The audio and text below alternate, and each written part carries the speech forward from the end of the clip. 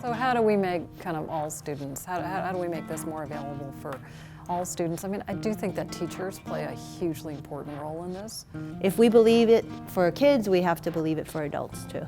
I think if it's important to an organization, it needs to be at every single level, you know, from the board to the CEO to the principals to the teachers. When I start a job in a new school and I'm a teacher and I see other teachers really interested in improving their craft and continuing to learn, that makes me want to improve my craft and continue to learn as well. We have teacher leaders who provide professional development to other teachers. And we really think of them as lead learners. That's the kind of programming we need, where everybody is involved in the education of young people and there are true community partnerships. In Improvement, we do a lot of coaching, and I think coaching is an essential piece of this because when somebody is in the work that they're doing every day, sometimes it's difficult to take a step back. It's about learning how to make things better for people. We can do more together than the best of us can ever do alone. And by building these structures, these communication channels and norms around how we work together, we can actually expand our learning more deeply and faster than if we try to do it alone. The leading question becomes, what are you trying to learn? We don't always know exactly what's going to happen when we make change in complex systems, especially in education.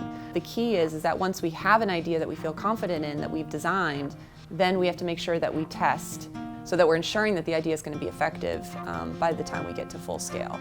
What you want to measure is the behaviors. So are kids, in fact, coming to class more often? Are they more likely to complete their work? And if those things change, then you can assume that you've kind of activated this why and how thing to help that to happen. And we have some pretty good preliminary data around this because we've done longitudinal studies of our students for 13 years now. And we found that 100% of our students who graduated 2- and 4-year colleges have actual work in the internships that they had around their interests when they were in high school, 70% of them. About 79–80% of our kids are first in their family to graduate from college. So yes, they had academic skills, and yes, they had career skills, and yes, they had critical skills. Students will float to the mark you set them.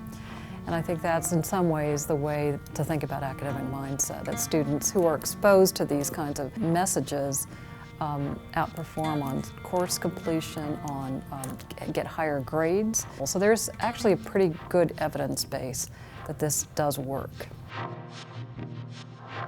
When you move forward to the next scale up, you're going to be answering that question again of what adaptations do I have to make, but then you're also answering the question of what other support structures do I have to build around this idea in order to facilitate it becoming a permanent part of the way we do work. Our hope is that with our small kind of local impact, we use Envision Learning Partners to do a larger national scale. We believe very strongly that problems are primarily caused by the system and not by people. Districts change very slowly.